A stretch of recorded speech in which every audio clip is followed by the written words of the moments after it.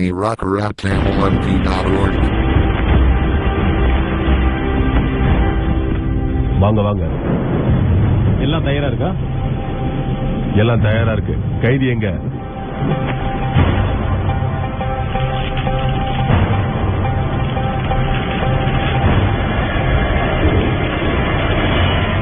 இவர்தான் கைதியா? இந்த கிழவனா? இந்த தீவு சிறையில அடைக்கப்படுற அளவுக்கு இந்த ஆளால நாட்டுக்கு ஆபத்தா?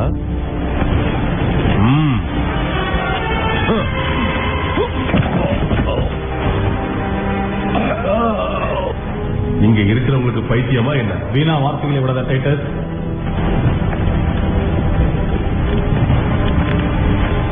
சொல்லு, அவர் இங்க கொண்டு வர காரணம்? டோமினிஸ் எட்யூஸ். அப்படின்னா?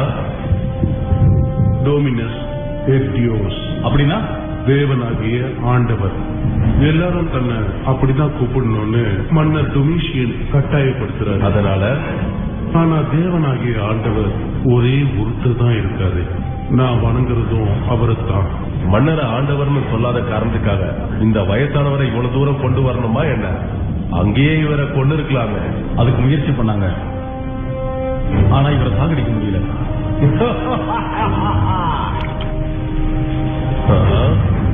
நீ என்ன சொல்ற? உண்மையதான் சொல்றேன். இவருக்கு கொடுக்கப்பட்ட தண்டனையில இவர் சாகல. அடிப்படையில இவர் ஒரு கிறிஸ்தவர். மீட்பர்னு அழைக்கப்படுகிற ஒருத்தரை எல்லாரும் பின்பற்றணுங்கிறது இவரோட போதனை. அவர்தான் இயேசு கிறிஸ்து, பிதாவினுடைய குமாரன். இவரை எச்சரித்தாங்க, சிறையில் அடைச்சாங்க, கடைசியா குதிக்கிற எண்ணெயிலையும் போட்டாங்க. எண்ணெயிலேயா? ஆமா, ஆனா அவர் உடம்புல எந்த ஒரு காயமும் ஏற்படல. நம்புற மாதிரி இல்ல. அப்படின்னா அவர் எதுக்காக இங்க இருக்காரு நினைக்கிற? இவர் இயேசு கிறிஸ்து மேல இருக்கிற விசுவாசத்தை இன்னும் மாத்திக்கல, அவரை பத்தி போதிக்கிறதும் நிறுத்தல. அதனாலதான் இவர் இங்க கொண்டு வந்திருக்கோம். எப்படி என்னால் அது முடியும்? இயேசு தன்னோட வாழ்க்கையை எனக்காக கொடுத்திருக்காரு. அதே போல உங்களுக்காகவும் எல்லாருக்காகவும் தான். நம்மோட பாவங்கள்ல இருந்து நம்ம மீட்டு தேவன் கிட்ட நம்ம கொண்டு போகணும்னு தான் சிலுவையில் அவர் இறந்தாரு. இறந்த பிறகு உயிர் தெழுந்த அவர் இன்றும் ஜீவிக்கிறார். நம்ம எல்லாம் அதுக்கு சாட்சியாகும்படி அழைக்கிறாரு. அவரோட வார்த்தைகள் வாழ்வையும் ஆனந்தத்தையும் கொண்டு வரும். இப்படி ஒரு உண்மையான பேரானந்தத்தை எப்படி என்னால யாருக்கிட்டையும் சொல்லாம இருக்க முடியும்? உறுதியா சொல்றேன், என்னால அது முடியாது. அப்படியா? அது உனக்கு எந்த நிலைமையில கொண்டு வந்து விட்டுருக்குன்னு இன்னுமா உனக்கு புரியாம இருக்கு? இந்த மாதிரி எல்லாம் கஷ்டப்படாம வயசான காலத்துல எங்கேயாவது ஒரு இடத்துல அமைதியா வாழலாம்ல? என்ன சொல்ற போலோ? நீ ஒரு போர் வீரன் தானே? கிழவா, அதுல என்ன சந்தேகம்? அரசருக்கு விசுவாசமானவன், இறுதி வரைக்கும் அப்படிதான் இருப்பேன். அப்படின்னா நீ நம்புற ஒரு விஷயத்த உன்னால மறுக்க முடியாதுங்கிறது உனக்கு நல்லா புரியும்னு நான் நினைக்கிறேன். கிறிஸ்துவின் மீது நம்பிக்கை வச்சிருக்கிறதுனால நான் சங்கிலியால கட்டப்பட்டு இந்த தீவுல சிறை வைக்கப்பட்டிருக்கேன். ஆனா நீ உன் நாட்டின் மீது விசுவாசத்தை காட்டுறதுக்காக இங்க இருக்கியா?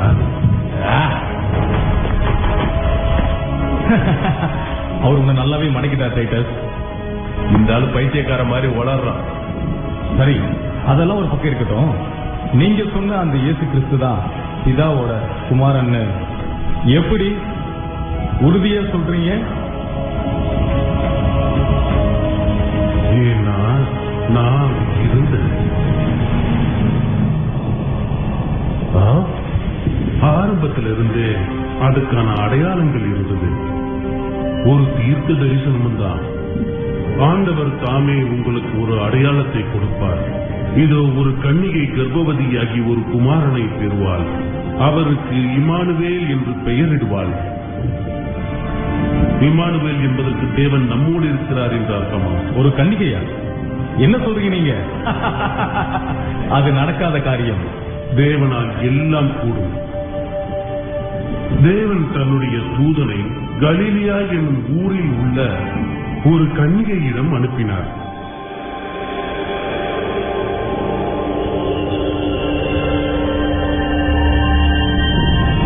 ஸ்திரீகளுக்குள்ளே நீ ஆசீர்வதிக்கப்பட்டவள் மரியா.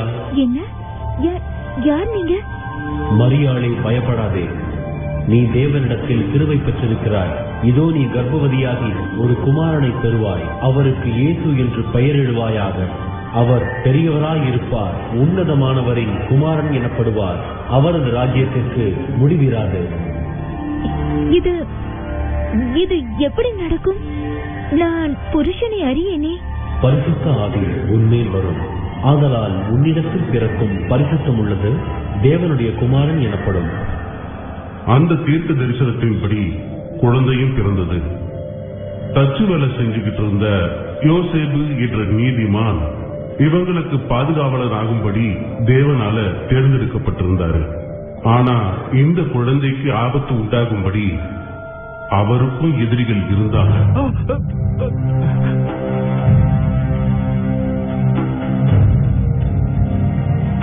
மரியா, எழுந்துரு, நாம கிளம்பி ஆகணும். எங்க?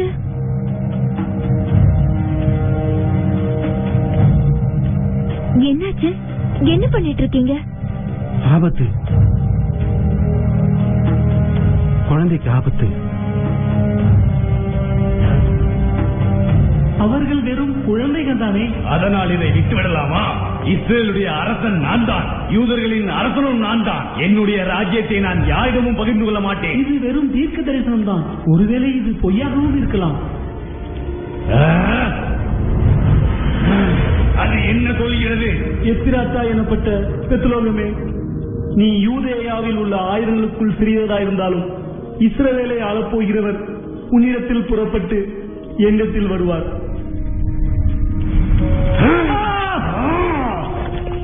அதோ வான சாஸ்திரிகள் சொன்ன யூதர்களின் அரசரின் பிறப்பை குறிக்கும் நட்சத்திரம் பெத்லகேமின் மீது பிரகாசிப்பதை பார். என்னால் இதை அலட்சியப்படுத்த முடியாது. யூதர்களின் அரசன் நான் தான். என்னுடைய அரியணையை நான் யாரோடும் பகிர்ந்து கொள்ள மாட்டேன். நான் சொன்னது புரிகிறதா? அரியணையை யாரோடும் பகிர்ந்து கொள்ள மாட்டேன்.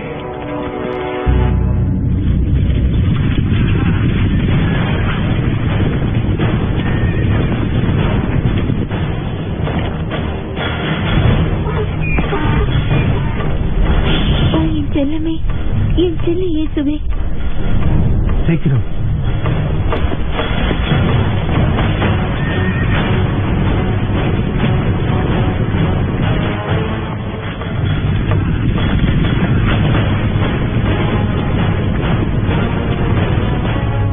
வயதுக்கு குறைவான எல்லா ஆண் குழந்தையும் கொள்ளுங்கள். யாரையும் விட்டு விடாதீர்கள்.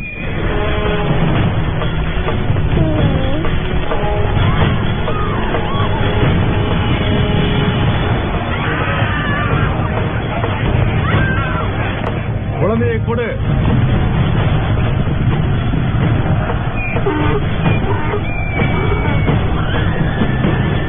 அவங்க குடும்பமா எகிப்துக்கு தப்பி ஓடி ஏரோது ராஜா இறக்கிற வரைக்கும் அங்கேயே இருந்தாங்க. அதன் பிறகு அவங்க இஸ்ரவேலுக்கு வந்தாங்க. அங்கதான் தன்னுடைய 30வது வயது வரைக்கும் இயேசு தன்னுடைய பெற்றோர்களோட இருந்தாரு. இந்த யோவான் ஸ்நானன் தன்னையே யாருன்னு தான் சொல்லிக்கிறாரு. அதைத்தான் நம்ம குறிப்பா கண்டுபிடிச்சு தலைமை ஆசாரியார் கிட்ட சொல்லணும். கொஞ்சமும் அறிவில்லாத இந்த மக்கள் இவர் பின்னாலேயே சுத்திக்கிட்டு இருக்காங்க. பாருங்க, இவங்க எல்லாம் தேவாலயத்துக்கு வராம இந்த பைத்தியக்கார பின்னாடியே சுத்திக்கிட்டு இருக்காங்க. மனம் திரும்புங்கள், பரலோக ராஜ்யம் சமீபித்திருக்கிறது. மனம் திரும்புங்கள், கர்த்தருக்கு வழியை ஆயத்தப்படுத்துங்கள். அங்க பாருங்க, அவங்க திரும்ப வந்திருக்காங்க. சந்தேகமே இல்ல, மறுபடியும் அவங்க அதே கேள்வி கேட்பாங்க. எங்களை காப்பாத்துங்க, நாங்க ரட்சிக்கப்படணும்னா என்ன செய்யணும்? மனம் திரும்புங்கள். நீங்கள் தேடுவது உண்மையான ரட்சிப்பாக இருந்தால் வேதம் சொல்வதைப் போல் செய்யுங்கள். கர்த்தருக்கு வழியை ஆயத்தப்படுத்துங்கள், அவருக்கு பாதைகளை செம்மை பண்ணுங்கள்.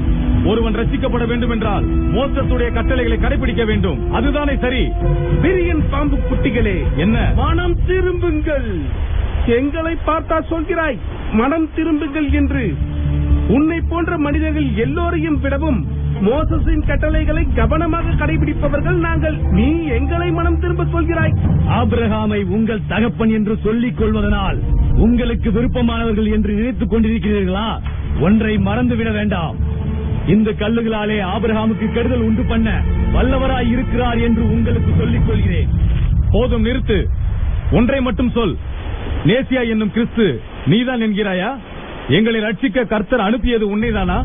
வனாந்தரத்திலே இருந்து கூப்பிடுகிற சத்தமாய் நான் இருக்கிறேன். கர்த்தருக்கு வழியை ஆயத்தப்படுத்துங்கள். நான் ஜலத்தினால் உங்களுக்கு ஞானஸ்தானம் கொடுக்கிறேன். எனக்கு பின் வருபவர் என்னிலும் வல்லவராயிருக்கிறார். அவருடைய பாத ரட்சைகளை சுமப்பதற்கு நான் பாத்திரன் அல்ல. நான் ஜலத்தினால் ஞானஸ்தானம் கொடுக்கிறேன், ஆனால் அவர் உங்களுக்கு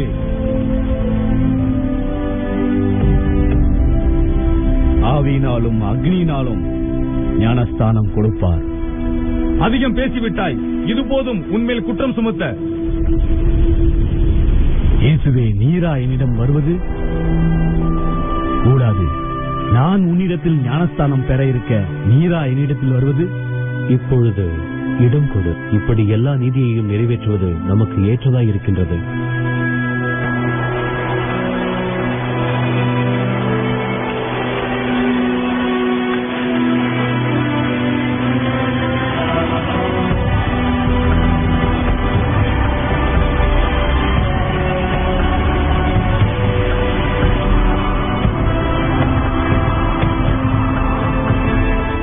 இவர் என்னுடைய நேசகுமாரன்.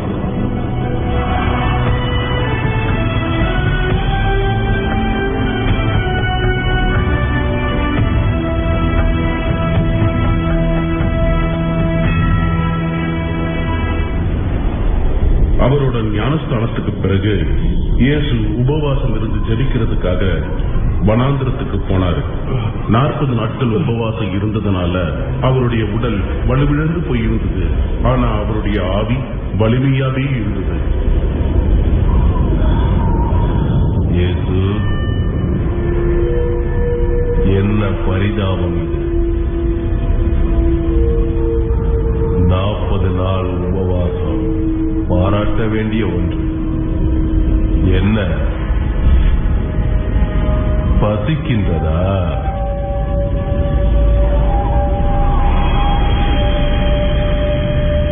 நீர் தேவனுடைய குமாரனானால் இந்த கல்கள் அப்பமாக மாற செய்யும். நீர் அதை சாப்பிட்டால் உம்முடைய வயிற்று பசியை அது போக்கிவிடும். உம் பசியை போக்கிக் கொள்ளும். மனுஷன் அப்பத்தினாலே மாத்திரமல்ல, தேவனுடைய வாயிலிருந்து வருகின்ற ஒவ்வொரு வார்த்தையினாலும் அவன் பிழைப்பான் என்று எழுதியிருக்கிறதே. முட்டாள்தனமான பேச்சு. நீர் தேவனுடைய குமாரனானால் இங்கிருந்து குதியும். ஏனெனில் நம்முடைய சீடர்களுக்கு உம்மை குறித்து கட்டளையிடுவார். உமது பாதம் கல்லில் இடராதபடி அவர்கள் உம்மை கைகளில் ஏந்தியபடி செல்வார்கள் என்று எழுதியிருக்கிறதே. உன் தேவனாகிய கர்த்தரை பரீட்சை பாராதிருப்பாயாக என்றும் எழுதியிருக்கிறதே.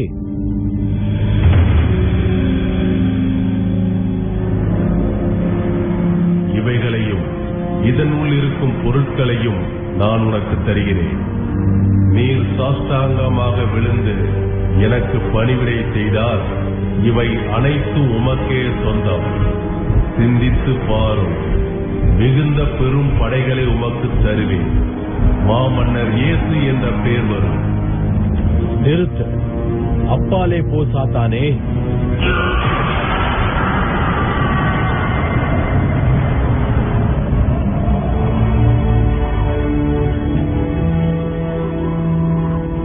நான் தேவனாகிய கர்த்தரை பணிந்து கொண்டு அவர் ஒருவரையே ஆராதிப்பேன்.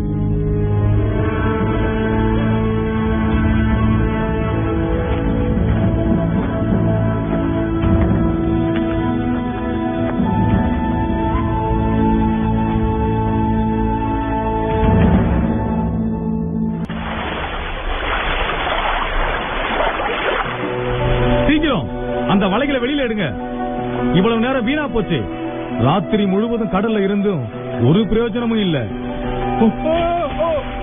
கரைக்கு வெறுங்கையோட தான் திரும்பணும். கவலைப்படாத சீமோன், கரைக்கு போனதும் கொஞ்ச நேரம் படுத்து ஓய்வீடு. வரி வசூல் பண்றவங்க அதை கொண்டு போகாம இருந்தா சரிதான். சைமன், யாக்கோபு, இருக்கிற பிரச்சனை போதாதுன்னு இவங்க 2 பேர் வேற ஏன் இப்படி கத்துறானுங்க? யாக்கோப், சைமன், நான் சொன்ன ஆச்சரியப்படுவீங்க. ராத்திரி எல்லாம் மீன் பிடிக்க கஷ்டப்பட்டுக்கிட்டு இருந்தோம். இப்ப நீங்க இங்க வந்து எதை பத்தி பேசிட்டு இருக்கீங்க? அது தெரியும், ஆனா வராததுக்கு ஒரு காரணம் இருக்கு. அது என்ன காரணம்? நாங்க அவரை பார்த்தோம். யார பாத்தீங்க? நேசியாவதான். மெசியாவையா?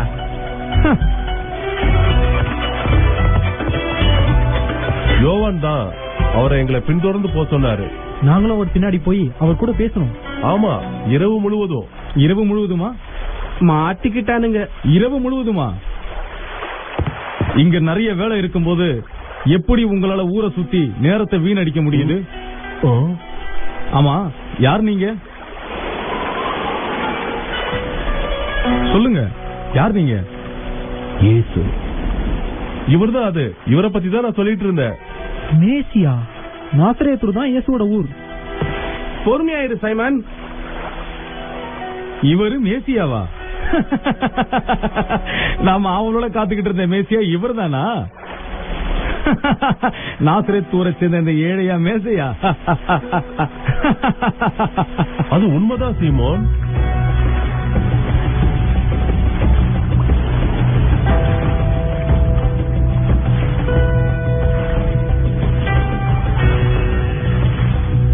உங்க படகுகளை தயார் பண்ணுங்க. ஏன்? எதுக்கு? உங்களுக்கு மீன்கள் தேவையில்லையா? இல்ல, எங்களுக்கு வேண்டாம். நாங்க இரவெல்லாம் மீன் பிடிச்சிட்டு இருந்தோம், ஆனா ஒண்ணுமே கிடைக்கல. நான்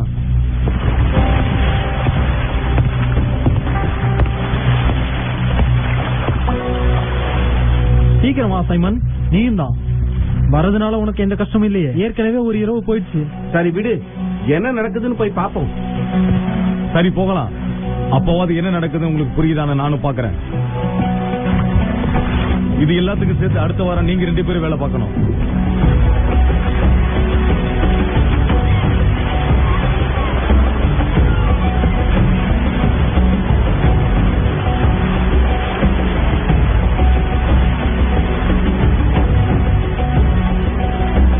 உங்கள் வலைகளை இங்கே போடுங்கள்.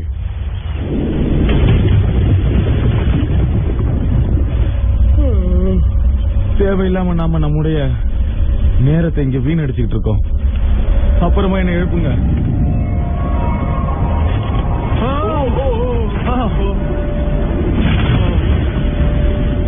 சைமன்! சீமோன், வந்து பாரு. இங்க வந்து பாரு.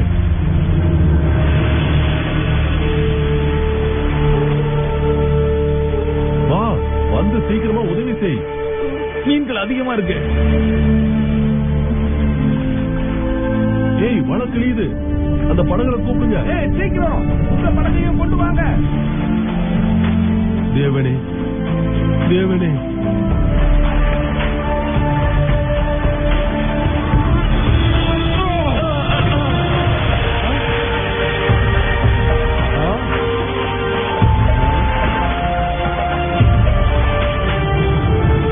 அற்புதம். நிச்சயமா இது ஒரு அற்புதம் தான். ரொம்ப ஆச்சரியமா இருக்கு. இவ்வளவு மீன்கள் நாங்க பிடிச்சது இதுதான் முதல் தடவை. விற்பனையும் அதே போலதான். அது 200 ரூபாய், இது 300 ரூபாய்.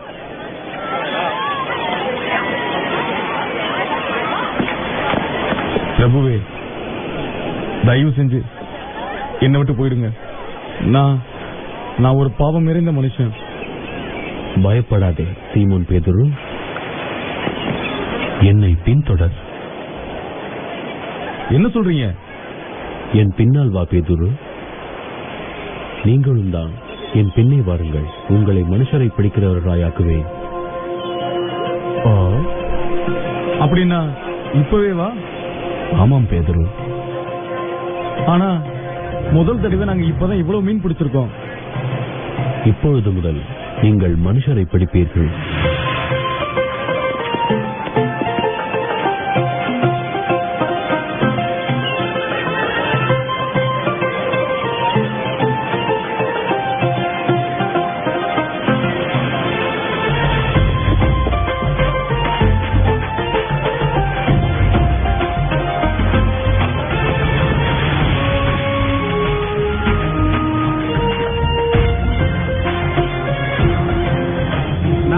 தனியா எதையும் செய்ய முடியாது.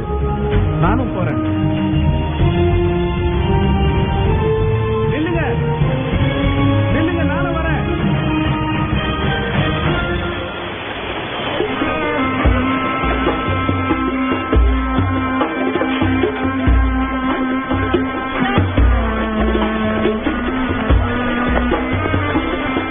இது சைமனோட வீடு தானே? இந்த வீட்டுல தானே நாசரேத்துல இருந்து வந்த இயேசு தங்கி இருக்காரு? ஆமா ஆமா, ஆனா இங்க கொஞ்சம் கூட இடமே இல்ல. அவர் செய்த அநேக அற்புதங்களை கேள்விப்பட்டிருக்கேன். அதிக மீன்கள் பிடிபட்டது, தண்ணீர் திராட்சை ரசமா மாறினது. ஆமா ஆமா, அது மட்டும் இல்ல, நான் இன்னொன்னும் கேள்விப்பட்டேன். பிசாசோட பிடியில இருந்து ஒரு இளைஞனை காப்பாத்திருக்காரு. அது உண்மைதான். அந்த அற்புதம் நடக்கும்போது நான் அங்கதான் இருந்தேன். என்னோட 2 கண்ணாலேயே அதை நான் பார்த்தேன். இப்பவும் அவர் சைமனோட மாமியார குணப்படுத்திருக்காராம். அவங்க வியாதியால அவதிப்பட்டு படுத்த படுக்கையா இருந்தாங்க. ஆனா இப்போ முடிஞ்சா நீங்களே அவங்கள உள்ள போய் பாருங்க. வந்திருக்கிறவங்க எல்லாரையும் அவங்கதான் கவனிக்கிறாங்க. கேளுங்கள், அப்பொழுது உங்களுக்கு கொடுக்கப்படும். தேடுங்கள், அப்பொழுது நீங்கள் கண்டடைவீர்கள். தட்டுங்கள், அப்பொழுது அது உங்களுக்கு திறக்கப்படும். ஏனென்றால் கேட்கிற ஒவ்வொருவனும் பெற்றுக்கொள்கின்றான், தேடுகிறவன் கண்டடைகிறான், தட்டுகின்றவனுக்கோ நிச்சயம் கதவுகள் திறக்கப்படும். அவ்வளவுதானா? கேட்டா போதுமா? ஆமாம், கேளுங்கள், அப்பொழுது உங்களுக்கு கொடுக்கப்படும். என்ன பண்றீங்க? என்ன பண்றீங்க? புரியல. கூரை போச்சு. என் வீட்டு கூரையை நாசம் பண்ணிட்டீங்க. தயவு செய்து எனக்கு உதவி பண்ணுங்க. தயவு செய்து எனக்கு உதவி பண்ணுங்க. தயவு செய்து என்ன குணப்படுத்துங்க.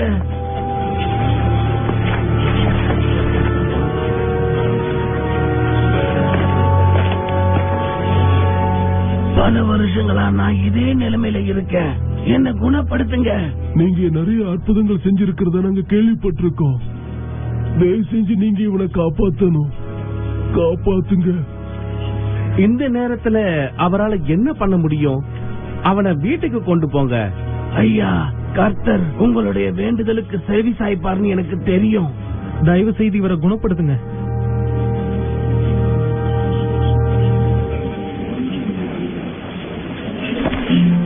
கவலைப்படாதே, உன்னுடைய பாவங்கள் மன்னிக்கப்பட்டன. அவர் என்ன சொன்னாரு? அதோட அர்த்தம் என்ன? அவனுடைய பாவங்கள் மன்னிக்கப்பட்டிருக்காங்க. எப்படி?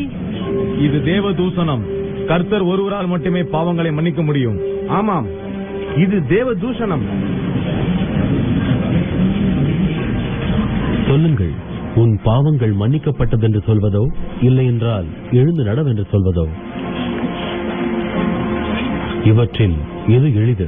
பூமியிலே பாவங்களை மன்னிக்க மனுஷகுமாரனுக்கு அதிகாரம் உண்டென்று நீங்கள் அறியவே இதை செய்கிறேன். நீ எழுந்து உன் படுக்கையை எடுத்துக்கொண்டு நட.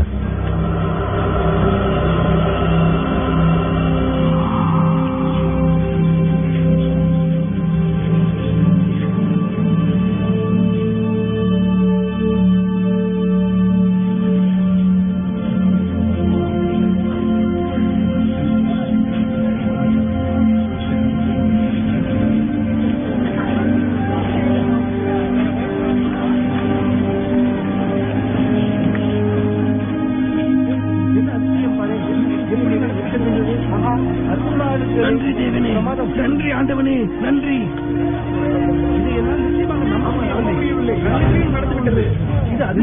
இது அற்புதம் தான், அற்புதம். அவன் தேவ தூஷணம் செய்கிறான் என்பதை மறந்து விடாதீர்கள். அவன் தேவ தூஷணம் செய்கிறான். நீங்களும் தானே அங்க இருந்தீங்க. நடந்தது எல்லாத்தையும் நீங்களும் தானே பாத்தீங்க. உடல்நலம் சரியில்லாதவன் தான் குணமாயிட்டாரு. அது வேறு, நான் சொல்வது வேறு. ஒரு மனிதனை குணப்படுத்துவது ஒருபுறம் இருக்கட்டும், ஆனால் கர்த்தரை தவிர வேறு எவருக்கும் பாவங்களை மன்னிக்கும் அதிகாரம் கிடையாது.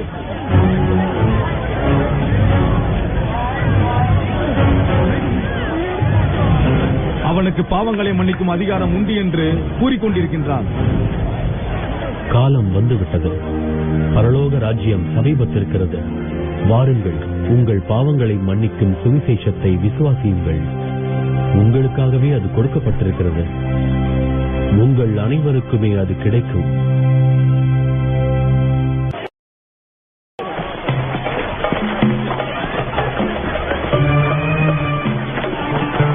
சீக்கிரம் கொடுங்க, எனக்கு அதிக நேரம் இல்ல.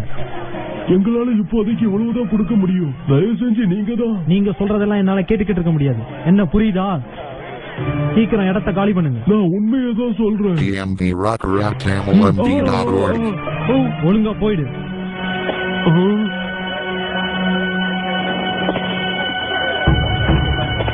அது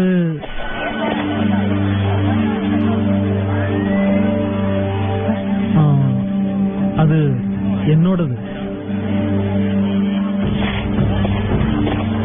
அவர் பெயர் மத்தேயு, வரி வசூலிப்பவர். ரோமானியர்களுக்கு செல்வத்தை சேர்க்கிறாரு. சந்தேகமே இல்ல, அதுல அவருக்கும் பங்கு இருக்கு.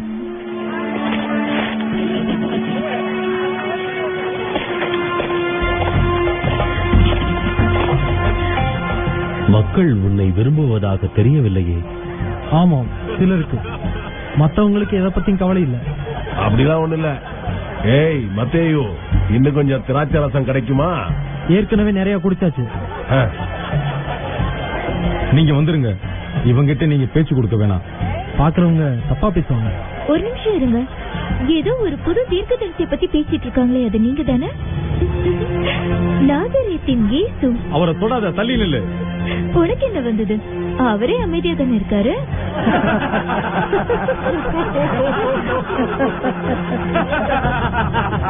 நீங்க யாருன்னு எனக்கு தெரியும். அந்த மனுஷனை குணப்படுத்தினதை பார்த்தேன். பாவங்கள் மன்னிக்கப்படுறத பத்தி நீங்க சொன்னதையும் நான் கேட்டேன். எனக்கு தெரியும் நீங்க கர்த்தரால் அனுப்பப்பட்டவர் தான். அப்படி என்றால் என் பின்னே வா.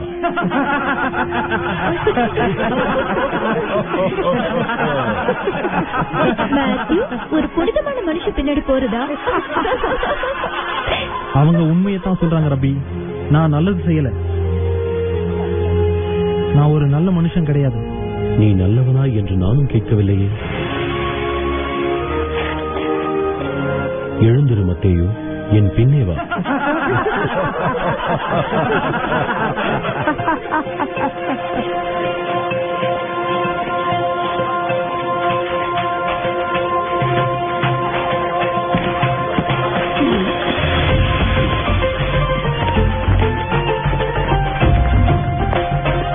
இதிலிருந்து உனக்கு என்ன புரியுது?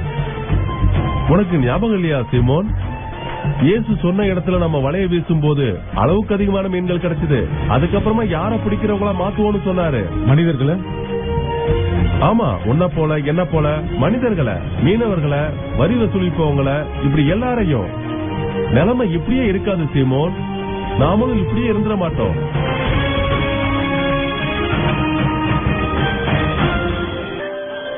வியாதியஸ்தர்களையும் முடவர்களையும் குணப்படுத்தி இயேசு மக்கள் மத்தியில அநேக அற்புதங்கள் செஞ்சுக்கிட்டு இருந்தாரு. அவரை பத்தின ஒரு தீர்க்க தரிசனம் நிறைவேறும்படியாதான் இப்படி நடந்தது. கர்த்தருடைய ஆவியானவர் என்மேல் இருக்கிறார். தரித்திரருக்கு சுவிசேஷத்தை பிரசங்கம் பண்ணும்படி என்னை அபிஷேகம் பண்ணினார். இருதயம் நறுங்கொண்டவர்களை குணமாக்கவும், சிறைப்பட்டவர்களுக்கு விடுதலையையும், குருடர்களுக்கு பார்வையையும் பிரசித்தப்படுத்தவும், நொறுங்குண்டவர்களை விடுதலையாக்கவும், கர்த்தருடைய அனுகிரக வருஷத்தை பிரசித்தப்படுத்தவும் என்னை அனுப்பினார் என்பதுதான் அந்த தீர்க்க தரிசனம். TMVRockerTamilMV.org. ஐயா, கண்ணு தெரியாதவனுக்கு உதவி செய்யுங்க ஐயா. தயவு செஞ்சு யாராவது உதவி செய்யுங்க ஐயா. யார் நீங்க? என்ன பண்றீங்க? என்ன பண்றீங்க?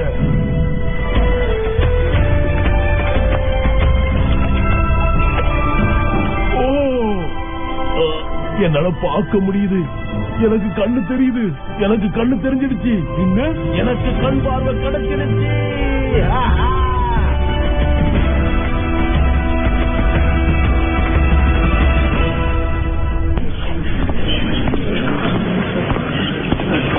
அவன் நமக்கு இடைஞ்சலாக இருக்கிறான். அவனால நமக்கு தொல்லதான். ஆமாம், உண்மை. பொதுமக்கள், வரி வசூலிப்பவர்கள், விபச்சாரிகள், இவர்கள் அனைவரும் பாவ மன்னிப்பு கிடைக்கும் என்று நம்புகிறார்கள். இது தேவதூஷணம், எந்த சந்தேகமும் இல்லை. இனியும் நாம் எதற்காக காத்திருக்க வேண்டும்? மோசஸின் கட்டளைகளை பாதுகாப்பவர்கள் நாம். இப்படிப்பட்ட செயல்களை நிறுத்த வேண்டியது நமது கடமை. உடனே நடவடிக்கை எடுக்க வேண்டும். ஆனால் அவர் மக்களுக்கு நன்மைகளை தானே செய்கிறார். நோயாளிகளை குணப்படுத்துகிறார், இறந்தோரை மீண்டும் எழுப்புகிறார். என்ன பேசுகிறீர்கள்? நோயாளி குணமாகிறானாம், இறந்தவன் திடீரென்று உயிர் பெற்று எழுந்து நிற்கிறானாம். இது மக்களால் பரப்பிவிடப்படும் வதந்தி. அது மட்டுமல்ல, இன்று ஒரு குருடன் பார்வை பெற்றிருக்கிறார். இதோ இந்த தேவாலயத்தில் தான். இதுவும் மக்கள் சொல்வதுதான்.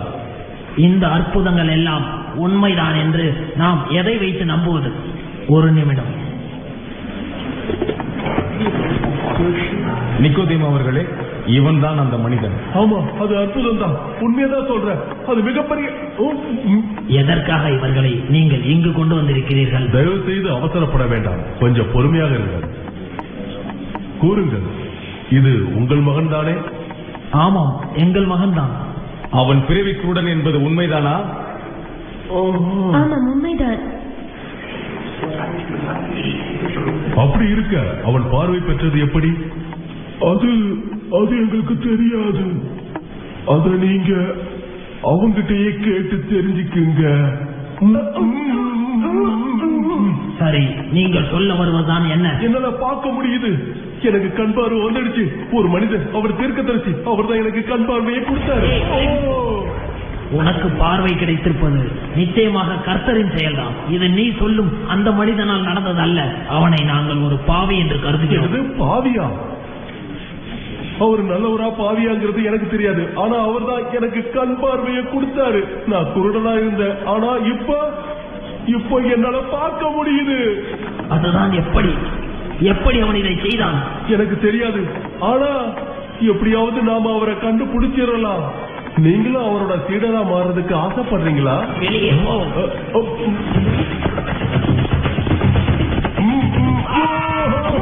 நீ வேண்டுமானால் அவனுக்கு சீடனாக இருக்கலாம், ஆனால் நாங்கள் அப்படி அல்ல. நாங்கள் மோசேவை பின்பற்றுகிறோம். இந்த மனிதனை பொறுத்தவரை அவன் எங்கிருந்து வருகிறான் என்பது கூட எங்களுக்கு தெரியாது. உண்மையாவா சொல்றீங்க? அவர் யாருன்னு உங்களுக்கு தெரியாதா? இல்ல இதுக்கு முன்னாடி யாருக்காவது கண் பார்வை தெரிஞ்சிருக்கிறதா நீங்க கேள்விப்பட்டிருக்கீங்களா? உண்மையாதான் சொல்றேன். அவர் தான் எனக்கு கண் பார்வையை கொடுத்தாரு. அவர் கர்த்தர்கிட்ட இருந்து வரலனா அவரால் எப்படி இதெல்லாம் செய்ய முடியும்? பார்வையற்றவனாக சபிக்கப்பட்ட நீ எங்களுக்கு பாடம் நடத்துகிறாயா? வெளியே போ. இவனை தேவாலயத்துக்கு வெளியே கொண்டு போங்க. என்னால நல்லா பார்க்க முடியுது. நிச்சயமா இது ஒரு அற்புதம் தான். என்னால அந்த வானத்தை பார்க்க முடியுது. அதோ அந்த மேகத்தை பார்க்க முடியுது. பறவைகளை பார்க்க முடியுது. உண்மையில இது ஒரு அற்புதம். எனக்கு பார்வை கிடைச்சிடுச்சு.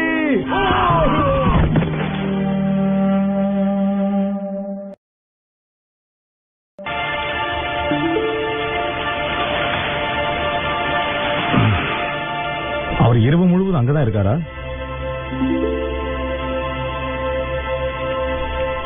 ஆமா, ஜெபிச்சுக்கிட்டு இருக்காரு. யோசனை பண்ணிக்கிட்டு இருக்கியா? எதை பத்தி? படக பத்தி, கலிலியை பத்தி. சில நேரங்கள்ல என் குடும்பத்தை பத்தியும் தான். ஆனா என் மனைவியோட சமையல் இல்ல. ஆனா அத நான் நினைச்சு கூட பாக்குறது கிடையாது. ஆனா படக பத்தி நான் நிறைய யோசிச்சு பாப்பேன். அந்த சுதந்திரம், பறந்து விரிந்த கடல். சீக்கிரமே நீ அதை பாப்ப. நாம திரும்பவும் அங்க போன பிறகு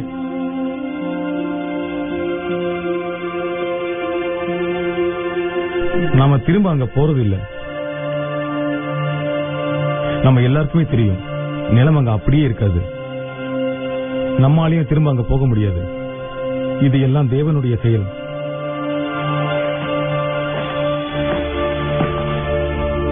உங்களை பயணமாக அனுப்புகிறேன். நீங்கள் 12 இருவராக சென்று தேவனுடைய ராஜ்யத்தின் சுவிசேஷத்தை பிரசங்கியுங்கள். நீங்கள் செல்லும் போது அனைவரிடத்திலும் தேவனுடைய ராஜ்யம் சமீபத்திருக்கிறது என்று சொல்லுங்கள். தேவனே, நாங்க எல்லாத்தையும் விட்டுட்டு உங்க பின்னாடி வந்தோமே. ஆம் பேதுரு, உண்மைதான். நீங்கள் அனைவரும் அப்படித்தான். என் நாமத்தின் நிமித்தம் வீட்டையாவது, சகோதரரையாவது, சகோதரிகளையாவது, தகப்பனையாவது, தாயையாவது, மனைவியையாவது, பிள்ளைகளையாவது, நிலங்களையாவது விட்டவன் எவனோ அவன் நூறத்தனையாய் அடைந்து நித்திய ஜீவனையும் சுதந்தரித்துக் கொள்வான். வியாதி உள்ளவர்களை சுத்தமாக்குங்கள், குஷ்டரோகிகளை சுத்தம் பண்ணுங்கள், மரித்தோரை எழுப்புங்கள், பிசாசுகளை துரத்துங்கள். இலவசமாய் பெற்றீர்கள், இலவசமாய் கொடுங்கள். ஆடுகளை ஓநாய்களுக்குள்ளே அனுப்புவது போல இதோ நான் உங்களை அனுப்புகின்றேன். ஆகையால் சர்ப்பங்களைப் போல விலா உள்ளவர்களும் புறாக்களைப் போல கபடற்றவர்களாயிருங்கள். மனுஷர் முன்பாக என்னை அறிக்கை பண்ணுகிறவன் எவனோ அவனை நானும் பரலோகத்தில் இருக்கும் என் பிதாவுக்கு முன்பாக அறிக்கை பண்ணுவேன். மனுஷர் முன்பாக என்னை மறுதலிக்கின்றவன் எவனோ அவனை நானும் பரலோகத்தில் இருக்கின்ற என் பிதாவுக்கு முன்பாக மறுதலிப்பேன். தன் ஜீவனை காக்கிறவன் அதனை இழந்து போவான். என் நிமித்தம் தன் ஜீவனை இழந்து போகிறவன் அதனை காப்பான். உங்களை ஏற்றுக்கொள்ளுகிறவன் என்னையும் ஏற்றுக்கொள்கிறான். என்னை ஏற்றுக்கொள்ளுகிறவன் என்னை அனுப்பினவனை ஏற்றுக்கொள்ளுகிறான். அதுக்கப்புறம் நாங்க 20 பிரிஞ்சு அவர் கூறிய வார்த்தைகளை பிரசங்கம் பண்ண போனோம். அவர் சொன்னபடியே அதை செஞ்சோம். மக்கள் அவருடைய வார்த்தைகளை சந்தோஷமா கேட்டாங்க. பலருக்கு அது மகிழ்ச்சியை கொடுத்தது.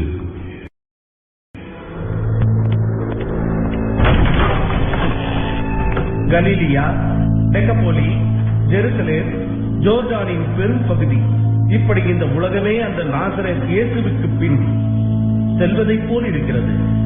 அதை கண்டும் அமைதியாக இருந்தீர்கள். சொல்லுங்கள், இப்பொழுது நாம் என்ன செய்ய போகிறோம்? அதைத்தான் யோசித்துக் கொண்டிருக்கிறோம்.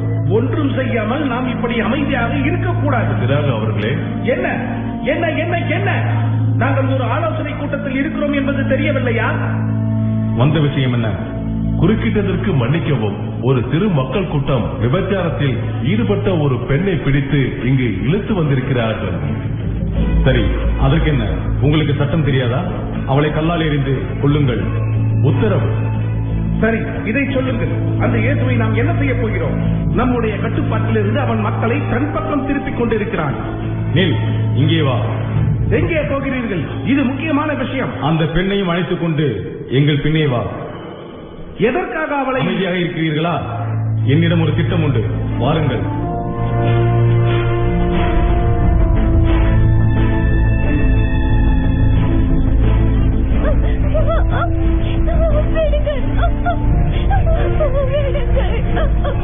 சொல்லுங்கள், எதற்காக இப்படி செய்கிறீர்கள்? அந்த இயேசு குருடர்களுக்கு பார்வை தருகிறான் இல்லையா? நாமும் அவனை கண்மூடித்தனமாக பின்பற்றும் இந்த குருடர்களுக்கு பார்வையை கொடுப்போம். தள்ளுங்கள், வழிவிடுங்கள். வழியை விட்டு விலகினர்.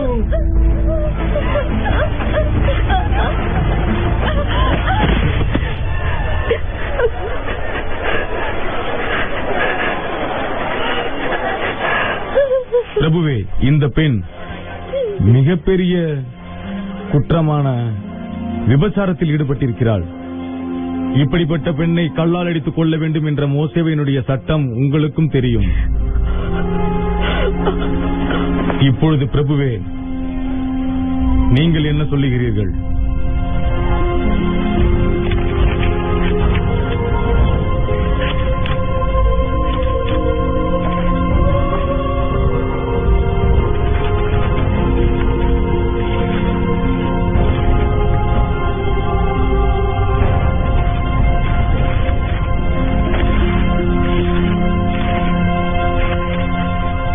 உங்களில் பாவம் இல்லாதவன் இவள் மேல் முதலாவது கல்லெறிய கடவன்.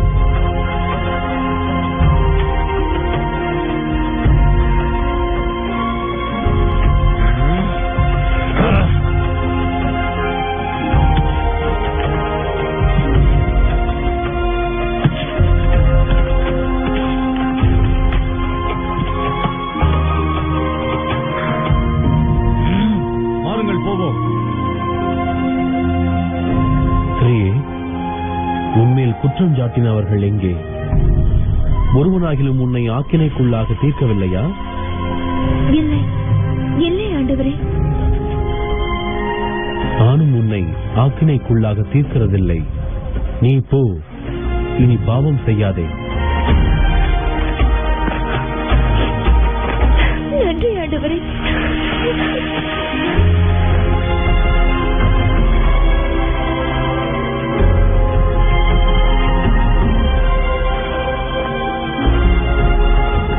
இதை நாம் எப்படி எடுத்துக் கொள்வது? இதில் யோசிக்க என்ன இருக்கிறது? அவளை பாருங்கள். அவளுடைய பாவங்களை அவர் மன்னித்தார். அவளுடைய இருதயம் சமாதானத்தினால் நிறைந்துள்ளது.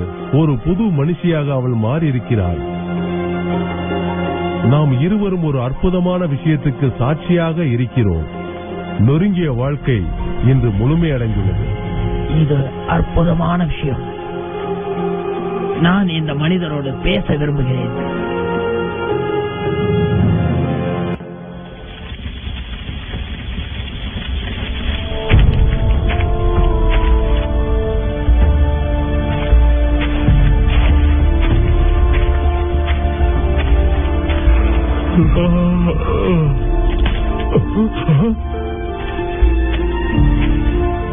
நிக்கதேமு, நீங்களா? நான் அவரை பார்க்க வேண்டும், அவருடன் பேச வேண்டும். இயேசு, நீங்கள் தேவரிடமிருந்து வந்த போதகர் என்று அறிந்திருக்கிறோம். உம்மிடம் தேவனுடைய கருணை இல்லாவிடில் நீர் இந்த மாதிரி காரியங்களை செய்ய இயலாது. கர்த்தருக்கு பிரியமானதை உங்கள் சீசர்களின் இருதயத்தில் நான் காண்கிறேன், உம்மிடமும் பார்க்கிறேன். உண்மையாகவே சொல்கிறேன், ஒருவன் மறுபடியும் பிறவாவிட்டால் தேவனுடைய ராஜ்யத்தை காண மாட்டான். ஆனால் ஒரு மனிதன் முதிர்ந்த வயதில் இருக்கும்போது அவன் எப்படி பிறப்பான்? மாமிசத்தினால் பிறப்பது மாமிசமாய் இருக்கும், அதே சமயம் ஆவியினால் பிறப்பது ஆவியாயிருக்கும். ஆனால் இது எப்படி சாத்தியமாகும்? நீ இஸ்ரவேலில் போதகராய் இருந்தும் இதையெல்லாம் அறியாமல் இருக்கிறாயா? நிக்கோதேமு, உங்கள் இருதயங்களில் நீங்கள் புது பிறப்பெடுக்க வேண்டும்.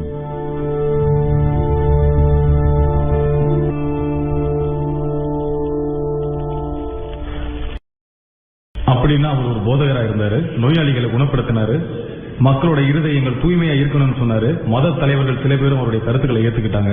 அவர் எல்லோருக்கும் பொதுவானவரா இருந்தார் இல்லையா? அவரோட புகழ் எல்லா இடத்துலயும் பரவி மக்கள் பல இடங்கள்ல இருந்து அவருடைய போதனையை கேட்க வந்தாங்க.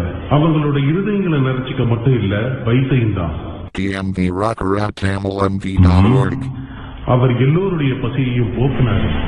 வெகு தொலைவில் இருந்து வந்திருக்கிற மக்கள் களைப்பா இருப்பாங்கிறத தெரிஞ்சுக்கிட்டு 2 மீன்களையும் 5 அப்பங்களையும் அவர் எடுத்து 5000க்கும் மேற்பட்ட மக்களோட பசியை அவர் போக்குனாரு. 5000 பேருக்கா? ஆமா, இன்னொரு முறை 3000 பேர். அதன் பிறகு மக்கள் அவருக்கு இஸ்ரவேலின் அரசன் முடிசூட்ட விரும்பினாங்க. நாம எல்லாரும் வருவாரும் இந்த தீர்க்கதரிசி இவருதான். வேற யாரால இப்படி அற்புதங்கள் செய்ய முடியும்? இப்படி ஒரு அதிகாரத்தோட யாரால பேச முடியும்? இவருதான் மேசியா, இஸ்ரவேலின் அரசர். அந்த நேரத்தில் அவருடைய சீஷர்கள் சிலருக்கு ஒரு யோசனை வந்தது. இவர்தான் இஸ்ரவேலின் அரசர். ஆண்டவரே, நாம் உடனே ஜெருசலேமுக்கு போக வேண்டும். உங்களுக்கு எல்லா இடத்திலும் ஆதரவு இருக்கு. ஆம், நிச்சயம் நாம் எருசலேமுக்கு செல்வோம். அற்புதம்! எருசலேமிலே நான் பல பாடுகள் பட வேண்டும்.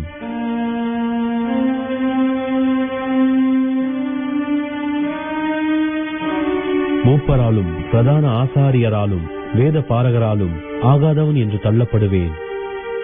என்ன? மேலும் நான் அங்கே கொல்லப்பட வேண்டும். இல்லை ஆண்டவரே, அது கூடாது. அதன் பிறகு 3ஆம் நாளில் நான் மீண்டும் உயிர் தெழுவேன். அவரோட சீஷர்கள் இப்படி ஒரு விஷயத்தை கேட்க விரும்பல. அதுல சிலர் இயேசு இந்த பூமியில ஒரு ராஜ்யத்தை ஏற்படுத்துவார்னு நினைச்சாங்க. ஆனா இயேசுவினுடைய பணி அது இல்ல. உங்களில் எவனாவது பெரியவனாய் இருக்க விரும்பினால் அவன் உங்களுக்கு பணிவிடைக்காரனாய் இருக்க கடவன். உங்களில் யாராவது முதன்மையானவனாய் இருக்க விரும்பினால் அவன் உங்களுக்கு ஊழியக்காரனாய் இருக்க கடவன். ஏனென்றால் நான் ஊழியம் கொள்ளும்படி வராமல் ஊழியம் செய்யவும் அநேகரை மீட்கும் பொருளாகவும் என் ஜீவனை கொடுக்கவுமே நான் வந்தேன். சிலருக்கு இது அதிர்ச்சியா இருந்தது, இன்னும் சிலர் சோகமாயிட்டாங்க. சிலரால இதை ஏத்துக்கவே முடியல. இயேசு கற்பித்த பல போதனைகளை மக்களால அவ்வளவு சீக்கிரம் ஏத்துக்க முடியல.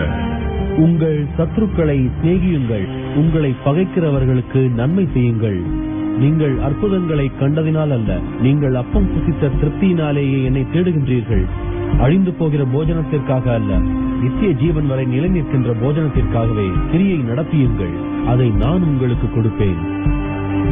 நானே வானத்திலிருந்து இறங்கிய ஜீவ அப்பம். இந்த அப்பத்தை புசிக்கின்றவன் என்றென்றைக்கும் பிழைப்பான். நான் கொடுக்கும் அப்பம் உலகத்தின் ஜீவனுக்காக நான் கொடுக்கும் என் மாமிசமே. சிலர் அவங்களுக்கு பூமியை சார்ந்த ஒரு அரசர் வேணுங்கிறதுனால அவரை விட்டு திரும்ப போயிட்டாங்க. அவருடைய போதனைகளையும் புறக்கணிக்க ஆரம்பிச்சாங்க. அது மட்டும் இல்லாம அவரோட 12 சீஷர்கள்ல ஒருத்தர் சாத்தானால சோதிக்கப்பட்டு தன்னோட மனம் போன போக்குல செயல்பட ஆரம்பிச்சிட்டாரு.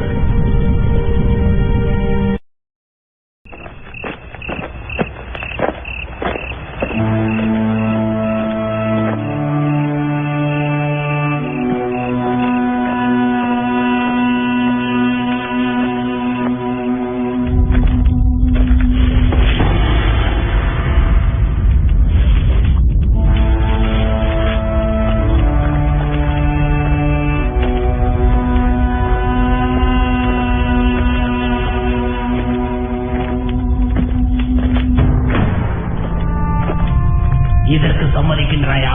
சம்மதிக்கிறேன். 30 வெள்ளிக்காசுகளை வாங்கிக் கொள்.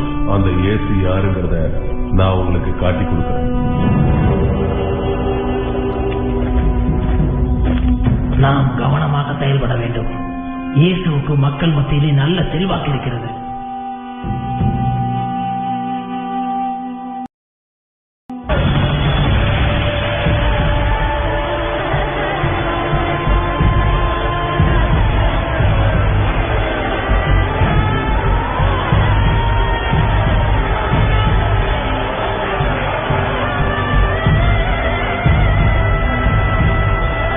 நாம் ஞானத்தோடு செயல்பட்டு மக்களை இவனுக்கு எதிராக திருப்பிவிட ஒரு சரியான சந்தர்ப்பத்தை தேட வேண்டும்.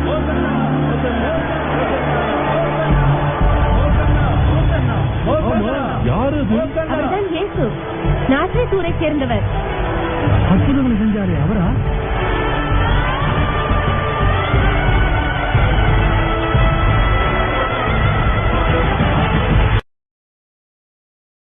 கலகக்காரர்களை அவன் உண்டாக்கி கொண்டிருக்கின்றான்.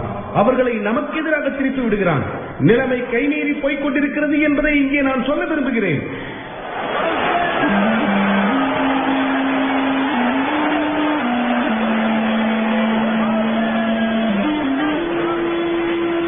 நீங்க கேட்கிற விலைக்குல எங்களால வாங்க முடியாது. வாங்குங்க, இல்லனா இங்க இந்த மாதிரி பேசாதீங்க. நீங்க செய்யறது ரொம்ப அநியாயம். இது 2 வெள்ளிக்காசு கூட பெறா. நான் சொல்றது புரியுதா? காசு கொடுத்தா நீங்க காணிக்க செலுத்த புறாக்களை தரேன். அதுக்கு மேல உங்க விருப்பம். அடுத்து நம்ம ஏதாவது செஞ்சே ஆகணும், அதுவும் உடனே. ஆனா நான் காணிக்க செலுத்த என்னுடைய புறாக்களை கொண்டு வந்திருக்கேன். என்னால அவ்வளவு விலை கொடுத்து இங்க வாங்க முடியாது. இங்க இருக்கிற புறாக்களை வித்துதான் நீங்க தேவாலயத்துக்கு காணிக்கையா வைக்க முடியும். புரிஞ்சுக்குங்க. எதுக்காக அப்படி? ஏன்னா இங்க இருக்கிறவங்க அப்படிதான் சொல்லிருக்காங்க. இப்ப வேணுமா வேண்டாமா சொல்லுங்க.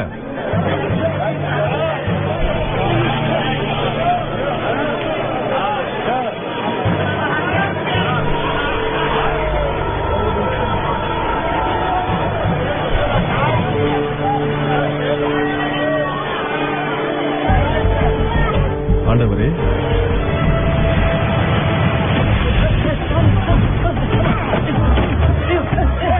நிறுத்துங்கள். எதற்காக இப்படி செய்கிறீர்கள்? என் பிதாவினுடைய வீட்டை வியாபார வீடாக்காதீருங்கள். இது எல்லா ஜனங்களுக்கும் ஜெப வீடு. என்னோட காசு, என்னோட காசு. கொண்டு போங்கள். அனைத்தையும் வெளியே கொண்டு போங்கள்.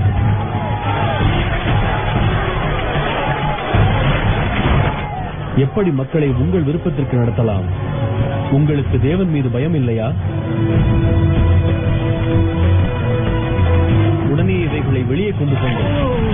நிறுத்து, நிறுத்து. எதற்காக நீ இதையெல்லாம் செய்து கொண்டிருக்கின்றாய்? என்னுடைய வீடு அனைவருக்கும் ஜெப வீடு எனப்படும் என்று எழுதியிருக்கவில்லையா? நீங்களோ அதனை கள்ளர் குகையாக்கி இருக்கின்றீர்கள். வேண்டாம். நாசரேத்தூர் இயேசு, நீர் எந்த அதிகாரத்தினால் இவையெல்லாம் செய்கிறீர்? எங்களுக்கு சொல்லும். இந்த ஆலயத்தை இடித்து போடுங்கள். 3 நாட்களுக்குள்ளே இதனை மீண்டும் எழுப்புவேன். என்ன? இந்த ஆலயத்தை எழுப்ப 46 வருடங்கள் ஆயின. ஆனால் நீர் இதை 3 நாட்களில் எழுப்புவீரோ? உமக்கு என்ன பைத்தியமா? வேத பாரகரே, பரிசையரே, உங்களுக்கு என் மேல் நம்பிக்கை இல்லையா? மாயக்காரர்களே, வெள்ளையடிக்கப்பட்ட கல்லறைகளுக்கு ஒப்பாயிருக்கின்றீர்கள். நீங்கள் வெளியே அலங்காரமாய் காணப்படுகின்றீர்கள். ஆனால் உள்ளே மரித்தவர்களின் எலும்புகளினாலும் அசுத்தங்களினாலும் நிரம்பி இருக்கின்றீர்கள். நீங்கள் நம்ப வேண்டாம். மனுஷர் பிரவேசியாதபடி பரலோக ராஜ்யத்தை பூட்டி போடுகிறீர்கள். உங்களால் கடைபிடிக்க முடியாத சட்டங்களை அதற்கு காரணமாய் காட்டுகின்றீர்கள். நியாயப்பிரமாணத்தில் கற்பித்திருக்கிற விசேஷத்தவைகளாகிய நீதியும் இரக்கத்தையும் விசுவாசத்தையும் விட்டுவிட்டீர்கள். எருசலேமே, எருசலேமே, தீர்க்கதரிசிகளை கொலை செய்து உன்னிடத்தில் அனுப்பப்பட்டவர்களை கல்லெறிகிறவளே, கோழி தன் குஞ்சுகளை தன் சிறகுகளின் கீழே கூட்டிச் சேர்த்துக் கொள்ளும் வண்ணமாக நான் எத்தனை தரமோ உன் பிள்ளைகளை கூட்டிச் சேர்த்துக் கொள்ள மனதாயிருந்தேன். உங்களுக்கோ மனதில்லாமல் போயிற்று.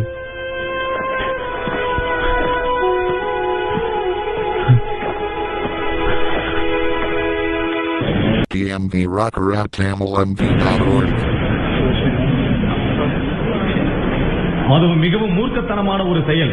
நம்முடைய அதிகாரத்திற்கு இது ஒரு அச்சுறுத்தல். இதை தடுக்க வேண்டும். உன்னுடைய அமைதி அவனுடைய செயலை சரி என்று சொல்வது போல் உள்ளது. நம்முடைய மக்களை அவன் தவறான பாதையில் அழைத்துச் செல்வதை நாம் அமைதியாக பார்த்துக் கொண்டிருக்க முடியுமா? ஆனால் அவருடைய மத கொள்கை நமக்கு முரணாக இருப்பதாக எனக்கு தெரியவில்லை. ஆமாம், அவருடைய போதனைகள் மிகவும் நியாயமானதாக இருக்கின்றது. நியாயமானதா? இன்று நடந்த குழப்பத்தை நீங்கள் பார்த்தீர்கள் அல்லவா? தேவாலயத்தில் மிருகங்களின் விற்பனை நமது கட்டுப்பாட்டில் இல்லை என்பதை நீங்கள் ஏற்றுக்கொள்ளதான் வேண்டும். மக்களுக்கும் அதில் விருப்பம் இல்லை என்பது புதிதான ஒரு விஷயம் இல்லையே. அதற்காக தேவாலயத்தில் நடந்த சம்பவம் நாளைக்கு எந்த மாதிரி உருவெடுக்கும்? மேலும் அவர் தன்னை யூதர்களின் தலைவன் என்று சொல்லிக் கொள்வதை நான் கேள்விப்பட்டது உண்மைதானா?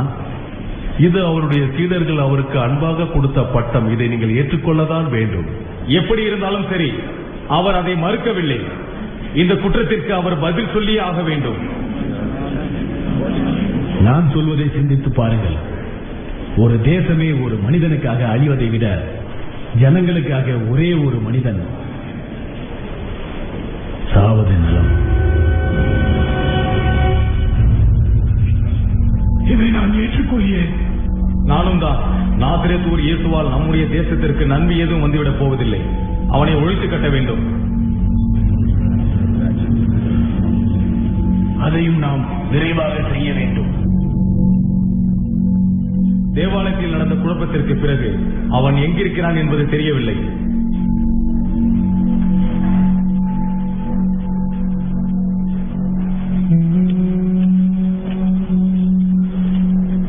ஆனால் அவன் இருக்கும் இடத்தை கண்டுபிடித்து விட முடியும் என்று நம்புகிறேன்.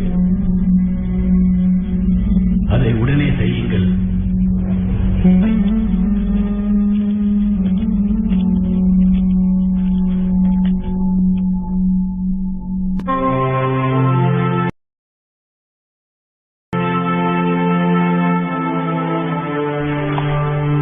ஆண்டவரே, நீங்கள் என் கால்களை கழுவலாமா?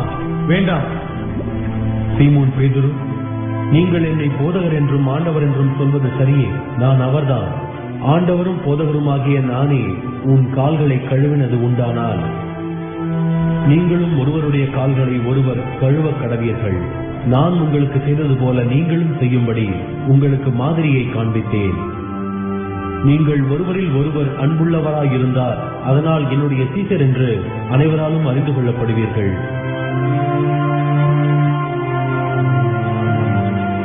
உங்களுடனே சேர்ந்து இந்த பஸ்காவை புசிக்க ஆசையாயிருந்தேன்.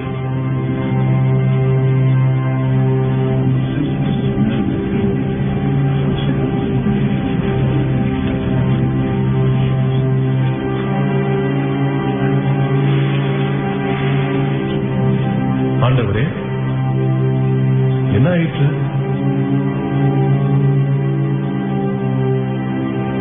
உங்களில் ஒருவன் என்னை காட்டிக் கொடுப்பான்.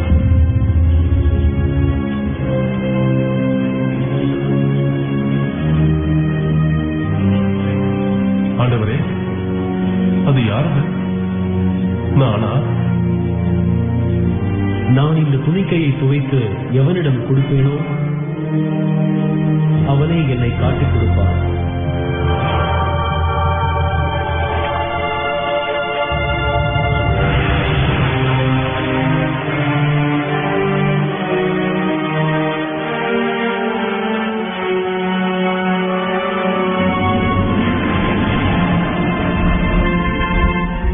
நீ செய்கிறதை சீக்கிரமாய் செய்.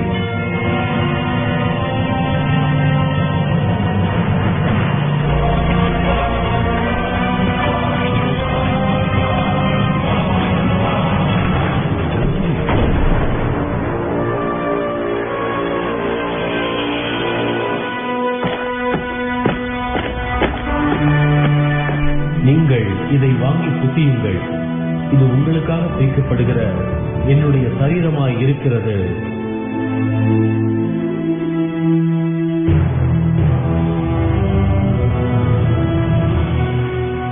இது பாவ மன்னிப்பு உண்டாகும்படி அநேகருக்காக சிந்தப்படுகின்ற பொது உடன்படிக்கைக்குரிய என்னுடைய இரத்தமாய் இருக்கிறது.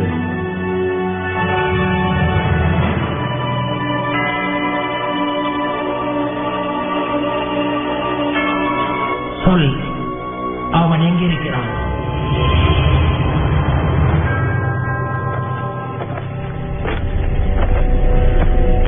ஸ்நேப்பனை வெட்டுவேன், மந்தையின் நாடுகள் சிதறடிக்கப்படும் என்று எழுதியிருக்கிறபடி இந்த ராத்திரியிலே நீங்கள் அனைவரும் என் நிமித்தமாக இடரல் அடைவீர்கள்.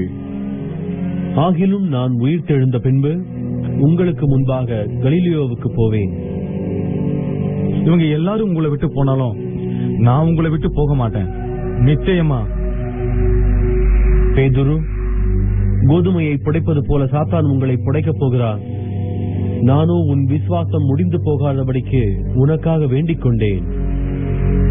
நீ குணப்பட்ட பின்பு உன் சகோதரரை ஸ்திரப்படுத்து. ஆண்டவரே, உமக்காக சாகவும் நான் தயாரா இருக்கேன். பேதுரு, இன்றைக்கு சேவல் கூவுவதற்கு முன்னே நீ என்னை அறிந்திருக்கிறதை 3 முறை மறுதலிப்பாய். மாட்டேன், அப்படி செய்ய மாட்டேன்.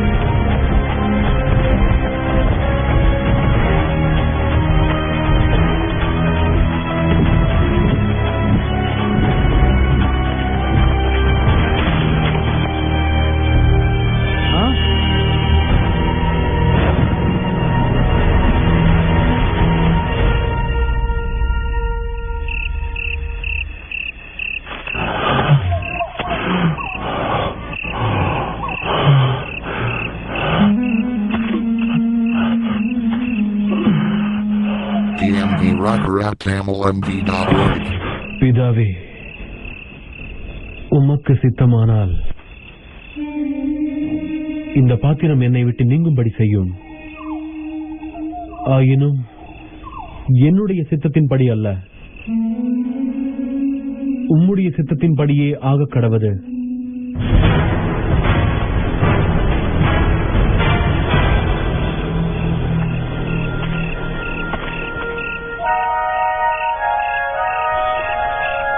ஆண்டவரே,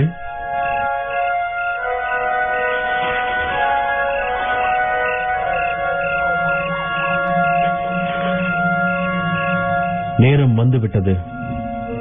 என்னை காட்டிக் கொடுக்கிறவன் இதோ வந்துவிட்டான்.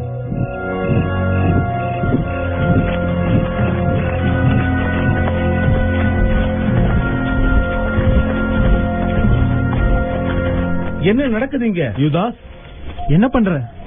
இந்த வீரர்கள் எதுக்காக வந்திருக்காங்க? ரப்பி, யூதாஸ், முத்தத்தினாலேயா என்னை காட்டிக் கொடுக்கிறாய்? என்ன நடக்குதுங்க? ஆண்டவரே வேண்டாம். யாரை தேடுகிறீர்கள்? நசரேயனாகிய இயேசுவை. அது நான் தான். கள்ளனை பிடிக்க புறப்படுவது போல நீங்கள் பட்டயங்களையும் தடிகளையும் எடுத்துக்கொண்டு என்னை பிடிக்க வந்தீர்களா? நான் தினமும் உங்களுக்கு நடுவிலே தேவாலயத்தில் அமர்ந்து பிரசங்கம் பண்ணிக் கொண்டிருந்தேன். அப்பொழுது நீங்கள் என்னை பிடிக்கவில்லையே. ஆகிலும் தீர்க்கதரிசி எழுதியது நிறைவேறும்படி இவை அனைத்தும் சம்பவிக்கின்றன. நில்லுங்க, அவர் மேல இருந்து கையெடுங்க. அவர் விடுங்க, அவர் விடுங்க, அவர் விட்டு தூரமா போங்க, அவர் விடுங்க. பேதுரு, அவர் கொண்டு போகாதீங்க, என்ன விடுங்க, என்ன விடுங்க, என்ன விடுங்க. உன் பட்டயத்தை உரையிலே போடு. நான் இப்பொழுது என் பிதாவை வேண்டிக் கொண்டால் அவர் 12 லேகியோனுக்கு மேல் தூதர்களை அனுப்ப மாட்டார் என்று நீ நினைக்கிறாயா? இப்பொழுதே குணமாக.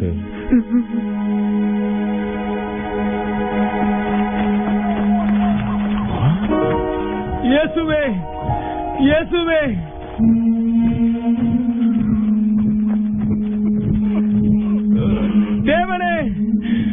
என் தேவனே!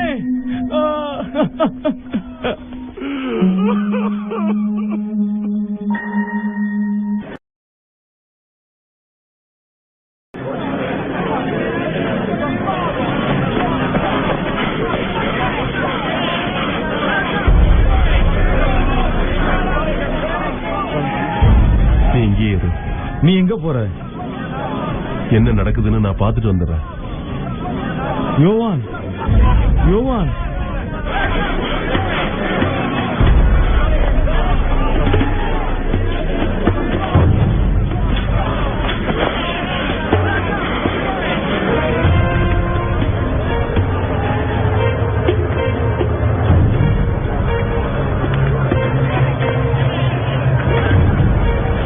யூதாஸ்,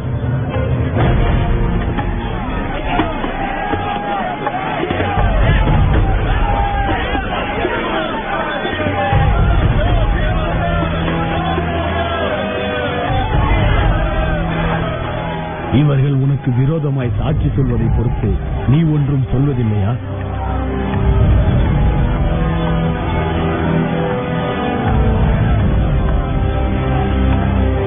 தலைமை ஆசாரியாருக்கு பதில் சொல்.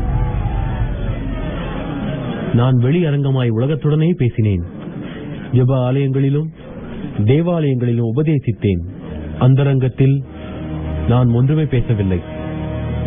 நீர் என்னிடத்தில் விசாரிக்க வேண்டியது என்ன? நான் சொன்னவைகளை கேட்டவரிடத்தில் விசாரியும்.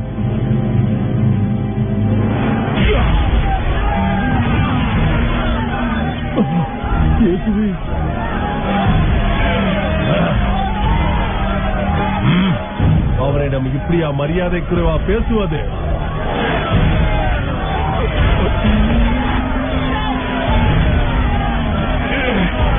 நான் தகாத விதமாய் பேசியது உண்டானால் தகாததை ஒப்புவி. நான் தகுதியாய் பேசினேனாகில் என்னை ஏன் அடிக்கிறாய்? போதும், நிறுத்துங்கள்.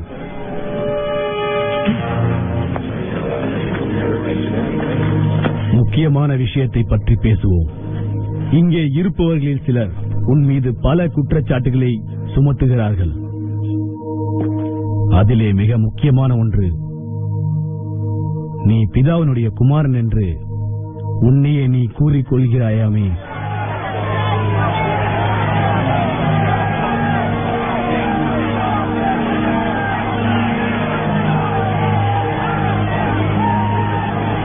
மறைக்காமல் உண்மையை சொல். நீ ஸ்தோத்தரிக்கப்பட்ட தேவனுடைய குமாரனாகிய கிறிஸ்துதானா? நான் அவர்தான்.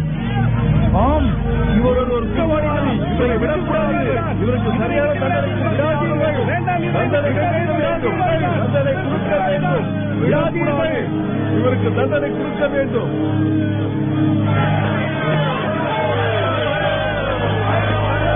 மனுஷகுமாரன் சர்வ வல்லவரின் வலது பாரிசத்தில் வீற்றிருப்பதையும் வானத்தில் மேகங்கள் மேல் வருவதையும் நீங்கள் காண்பீர்கள்.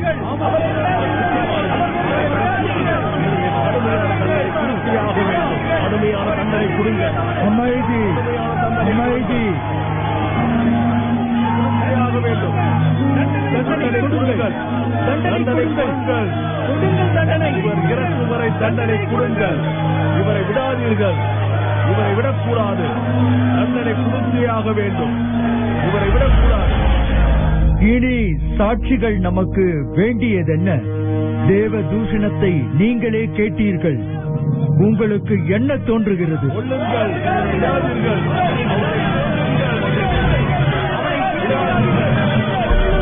மரண தண்டனை கொடுங்கள்.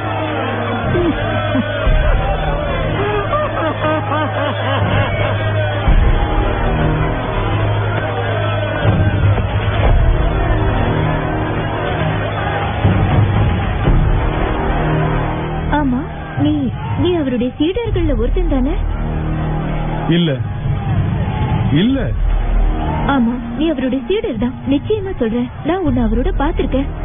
நீங்க சொல்றாள், நான் இல்ல. உண்மைதான்.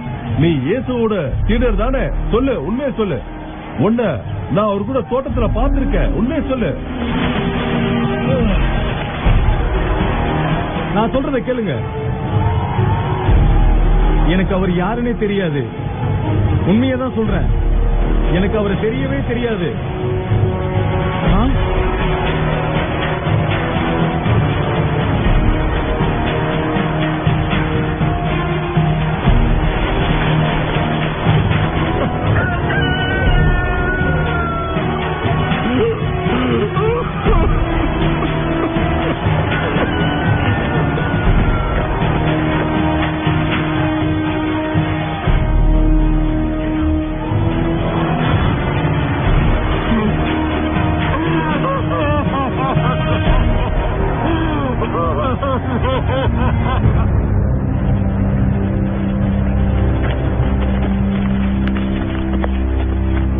சட்டம் அதை தெளிவாக சொல்கிறது, மரணம்தான். ஆனால் ரோமானிய சட்டப்படி நாம் ஒருவருக்கு மரண தண்டனை நிறைவேற்றக்கூடாது. ரோமர்கள் அதை செய்யலாம் இல்லையா? இவனை பிலாத்துவிடம் கொண்டு செல்லுங்கள். நிலுங்க நிலுங்க, நான் உங்க கூட கொஞ்சம் பேசணும். நான் சொல்றத கொஞ்சம் கேளுங்க. அவனை விடுங்கள், சொல்ல வேண்டியதை சொல். குற்றம் இல்லாத ஒரு ரத்தத்தை நான் காட்டி கொடுத்துட்டேன். இத நீங்களே எடுத்துக்கங்க, இத நீங்களே எடுத்துக்கங்க. இந்தாங்க, குற்றம் இல்லாத ரத்தத்தை காட்டி கொடுத்து நான் பாவி ஆயிட்டேன். எங்களுக்கு என்ன, அது உண்பாடு.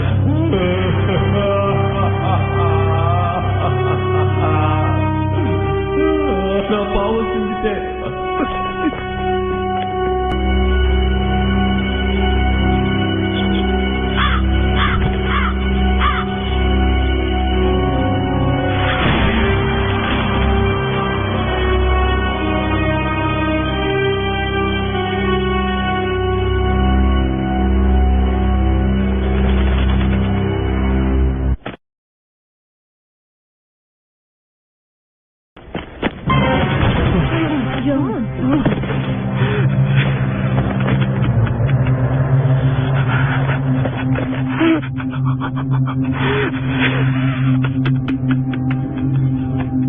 இயேசுவுக்கு ஆபத்து, அப்படித்தானே?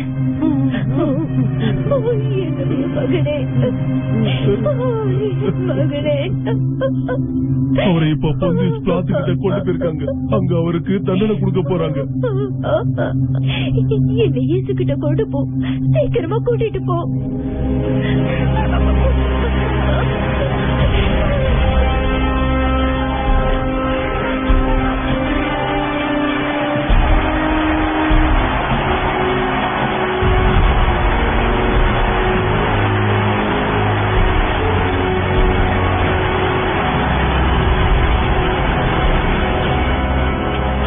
உங்களுடைய சட்டத்தை மீறிவிட்டான் என்ற குற்றத்திற்காக ஒரு மனிதனை என்னிடம் கொண்டு வந்தீர்கள். நான் அவனை விசாரித்ததிலிருந்து அவனிடம் எந்த குற்றத்தையும் நான் காணவில்லை. ஆனால் நீங்கள் அவனுக்கு தண்டனை வழங்க வேண்டும் என்று கேட்டுக்கொண்டீர்கள். அதன்படி அவனுக்கு தண்டனையும் கொடுத்தாகிவிட்டது. 38, 39, 40. அவனை கீழே இருக்குங்க. பிலாத் அவனை சீக்கிரம் கொண்டு வரும்படி கட்டளையிட்டு இருக்காரு. இருங்க, அவனோட மகடத்தை நாம மறந்து விடக்கூடாது இல்லையா?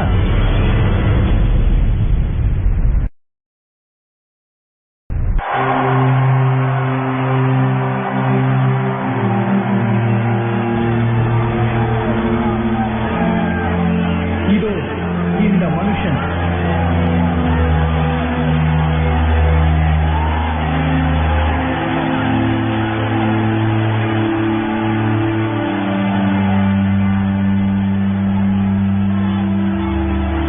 இவர்கள் உன்னை இப்படி வெறுக்கும் அளவிற்கு நீ என்ன செய்தால்?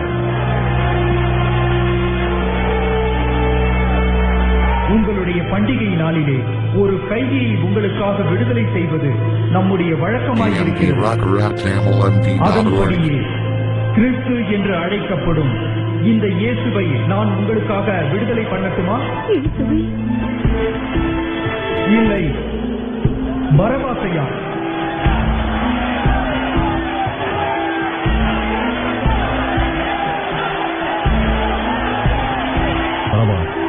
பரபாசின் பரபாசின் பெயரைத்தான் அனைவரும் கூற வேண்டும் என்று அவர்கள் விருப்பப்படுகிறார்கள். பரபாசின் பெயரை கூறுங்கள். அவர்களின் விருப்பமும் அதுதான். எவனை நான் உங்களுக்கு விடுதலையாக்க வேண்டும் என்று இருக்கிறீர்கள்?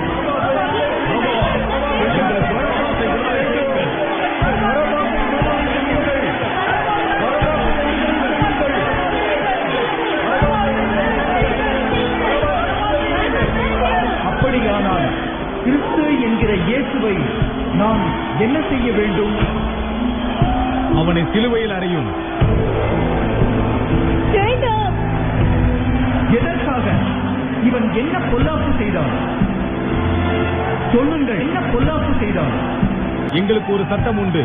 அந்த சட்டத்தின்படிதான் இவன் சாக வேண்டும். ஏனென்றால் இவன் தன்னையே பிதாவினுடைய குமாரன் என்று கூறிக்கொண்டான். இயேசுவுக்கு தண்டனை கொடுங்கள்.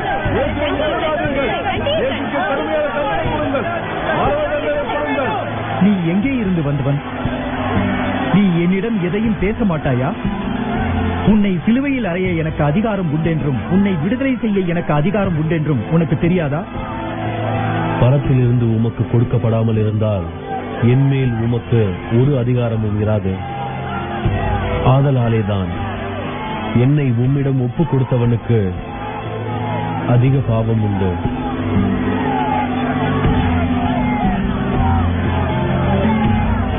மெய்யாகவே சொல்கிறேன், இந்த மனிதனிடம் நான் ஒரு குற்றத்தையும் காணவில்லை. இவன் தான் ஒரு ராஜா என்கிறான். அப்படியா? ஈஸ்வரை தவிர எங்களுக்கு வேறு ராஜா இல்லை. இவன் அப்படி கூறுவதை ஏற்றுக்கொள்வது ராஜ துரோகம் என்பது உங்களுக்கு நன்றாகவே தெரியும்.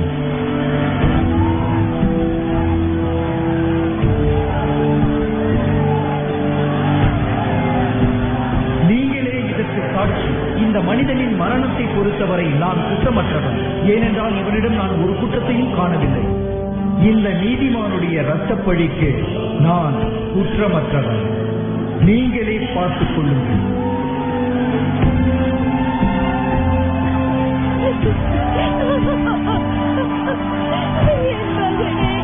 இவனுடைய இரத்தப்பழி எங்கள் மேலும் எங்கள் பிள்ளைகள் மேலும் இருப்பதாக.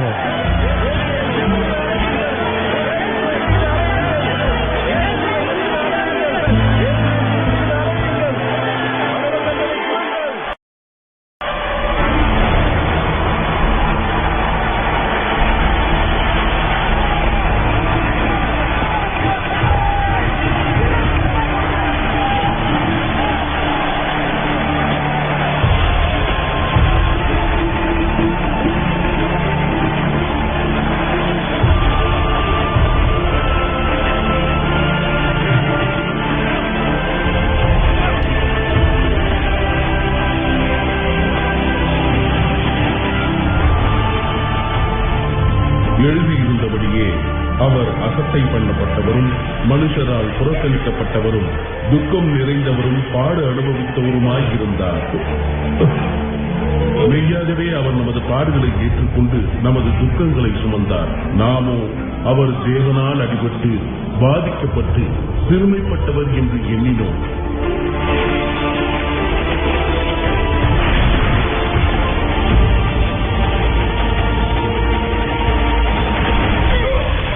நம்முடைய மீறுதல்கள் நிமித்தம் அவர் காயப்பட்டு நம்முடைய அக்கிரமங்களின் நிமித்தம் அவர் நொறுக்கப்பட்டார்.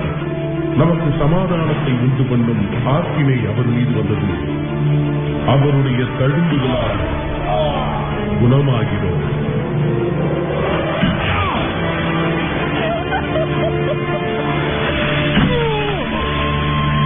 நாம் எல்லோரும் ஆடுகளைப் போல வழித்தப்பி திரிந்து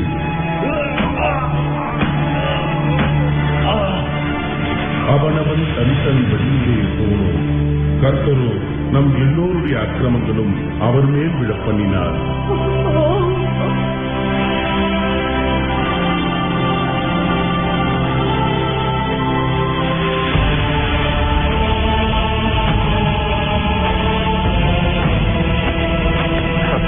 மற்றவர்களை தான் ரட்சித்தான், தன்னைத்தானே ரட்சித்துக் கொள்ள அவனுக்கு திராணி இல்லை. இவன் இப்பொழுது சிலுவையிலிருந்து இறங்கி வரட்டும், அப்பொழுது அவனை விசுவாசிப்போம். தன்னை தேவனுடைய குமாரன் என்று சொல்லி தேவன் மீது நம்பிக்கையாயிருந்தானே, அவர் இவன் மேல் பிரியமாயிருந்தால் இப்பொழுது இவனை ரட்சிக்கட்டும். பிதாவே, இவர்களை மன்னியும். தாங்கள் செய்வது என்னதென்று தெரியாமல் இருக்கிறார்கள். நீ கிறிஸ்துவானால் உன்னையும் என்னையும் ரட்சித்துக் கொள்ளும். அமைதியாயிரு. நீ இந்த ஆட்சினைக்கு உட்பட்டவனாயிருந்தும் தேவனுக்கு பயப்படுகிறது இல்லையா? நாம் நடப்பித்த வேலுக்கு தக்க பலனை அடைகிறோம். ஆனால் இவரோ தகவல் ஒன்றையும் நடப்பிக்கவில்லை. ஆண்டவரே, நீர் உம்முடைய ராஜ்யத்தில் வரும்போது அடியேனை நினைத்தருளும். இன்றைக்கு நீ என்னுடனே கூட பரதேசத்தில் இருப்பாய். இன்று நான் உனக்கு மெய்யாகவே சொல்கிறேன்.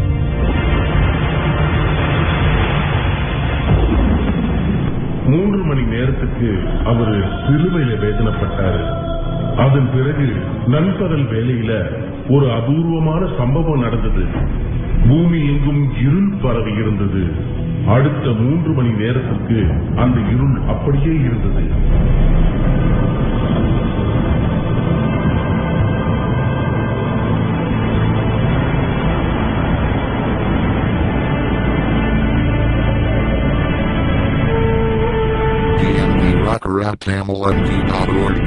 அம்மா, அதோ உன் மகன், அதோ உன் தாய். என் தேவனே, என் தேவனே, ஏன் என்னை கைவிட்டீர்?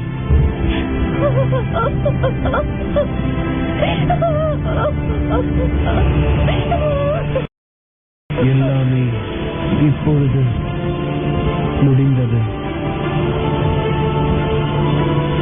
பிதாவே, உம்முடைய கைகளில் என்னுடைய ஆவியை ஒப்புவிக்கிறேன்.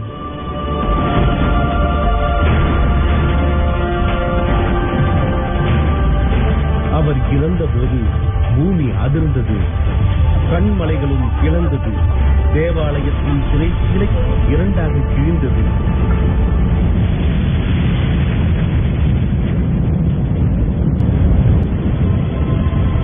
மெய்யாகவே இந்த மனிதன் தேவனுடைய குமாரன் தான்.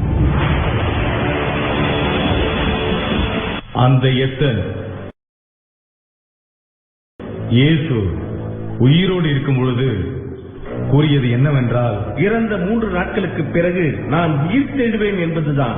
எந்த குழப்பமும் நேராமல் இருக்க அவனுடைய கல்லறைக்கு காவலர்களை நியமித்து முத்திரையிடுங்கள். இல்லை என்றால் அவனுடைய சீடர்கள் ராத்திரியே வந்து அவனை களவாய் கொண்டு போய் மரித்தோரிடமிருந்து எழுந்தான் என்று ஜனங்களிடம் சென்று சொல்லக்கூடும். சரி, உங்களால் கூடிய மட்டும் பத்திரப்படுத்திக் கொள்ளுங்கள்.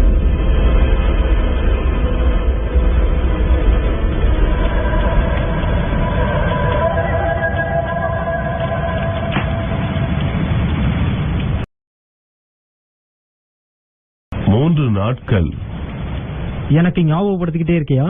இந்த கல்லறைய 3 நாள் காவல் காக்கணும். இறந்து போன உடம்புக்கு நாம என்னைக்குமே காவலா இருந்ததே இல்ல. ஆனா இந்த கல்லறைக்கு காவல் இருந்தாக வேண்டியது இருக்கு. எல்லாத்துக்கும் காரணம், இவன் இறந்து 3வது நாள் உயிர் தெழுவான்னு யாரோ பரப்பி விட்ட கட்டுக்கதைகள் தான். இறந்ததுக்கு அப்புறம் எப்படி உயிரோட வர முடியும்? அதனாலதான் நாம இங்க இருக்கிறோம். அவரோட சீடர்கள் அவரோட உடலை திருடிட்டு அவர் உயிர் தெழுந்தார்னு சொல்லிடக்கூடாது இல்லையா? நீ இத்தோட பேசுறத நிறுத்து. நிச்சயம் மரித்தோர் யாரும் உயிர் தெழ முடியாது.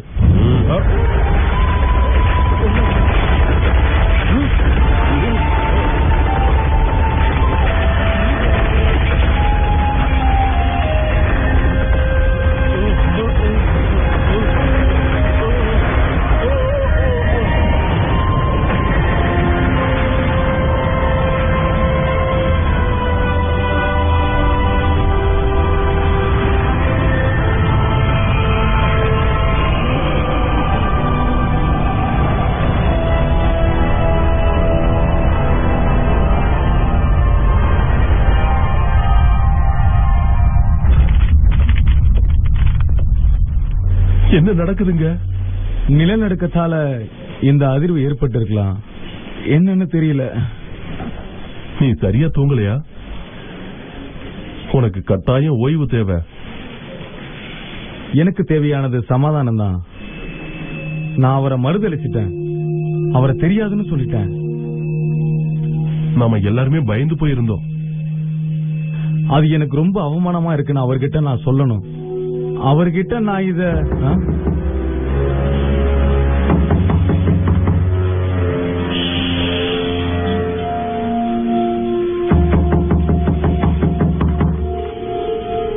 நாம இங்க இருக்கிறது அவங்களுக்கு தெரியாதுன்னு சொன்னீங்க. அது உண்மைதான். யாருன்னு பாக்குறேன். யாக்கோபு வேணாம்.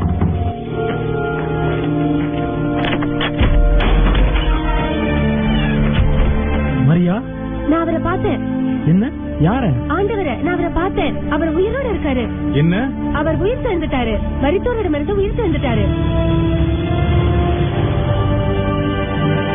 சொன்னது போலவே அவர் உயிர் தெழுந்திருந்தாரு. அவர் அந்த கல்லறையில இல்ல. அதேபடி அந்த கல்லறை காலியா இருந்தது. அவர் உடல் கட்டப்பட்டிருந்த துணி அங்க இருந்தது, ஆனா உடல் அங்க இல்ல. இயேசு உயிர் தெழுந்திருந்தாரு. அவர் உயிர் தெழுந்த அதே நாள்ல தன்னுடைய சீஷர்கள் சிலருக்கு தரிசனமானாரு. தோமா, நாங்க அவரை பார்த்தோம், அவர் கூட பேசணும். நான் சொல்றேன்ல, அதுக்கு வாய்ப்பே இல்ல. அவருடைய கைகளில் ஆணியினால் உண்டான காயத்தை நான் பார்த்து அந்த காயத்தில் என் விரலை விட்டு என் கையை அவருடைய விழாவில் போட்டாலோடையே நான் விசுவாசிக்க மாட்டேன். உங்களுக்கு சமாதானம். நீ உன் விரலை இங்கே நீட்டி என் கைகளை பார். உன் கையை நீட்டி என் விழாவிலே தொடு. அவிசுவாசியாயிராமல் விசுவாசியாயிரு.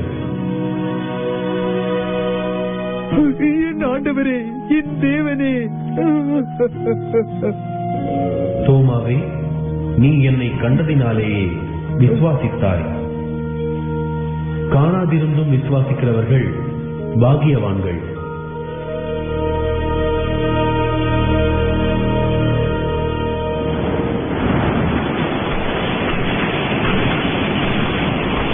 சீமோன் பேதுரு, நீ என்னை நேசிக்கிறாயா? ஆண்டவரே, 3 முறை இதே கேள்வி என்னிடம் கேட்டுட்டீங்க. உங்களுக்கு எல்லாமே தெரியும். நான் உங்களை நேசிக்கிறது உங்களுக்கு தெரியும். என் ஆடுகளை மேய்ப்பாயாக. நீ இள வயது உள்ளவனாய் இருந்த பொழுது உன்னை நீயே அறை கட்டிக்கொண்டு உனக்கு இஷ்டமான இடங்களில் நடந்து திரிந்தாய். ஆனால் இப்பொழுது நீ உன்னுடைய முதிர் வயதிலே உன்னுடைய கைகளை நீட்டுவாய். தேவன் உன் அறையை கட்டி உனக்கு இஷ்டமில்லாத இடத்திற்கு அழைத்துச் செல்வார். நீ அங்கு செல்வாயா பேதுரு? எனக்காக நீ அதை செய்வாயா? ஆமாம் ஆண்டவரே, நீங்க சொல்ற இடத்துக்கு நான் போவேன். என் முழு இருதயத்தோட உங்க சொல்படி கேட்டு நடப்பேன். யோவானுடைய காரியம் என்ன ஆண்டவரே? அவனுடைய நிலைதான் என்ன? நீ அவனை பற்றி கவலைப்படாதே. நான் வருமளவு இவன் இருக்க எனக்கு சித்தமானால் உனக்கென்ன? நீ என்னை பின்பற்றி வா.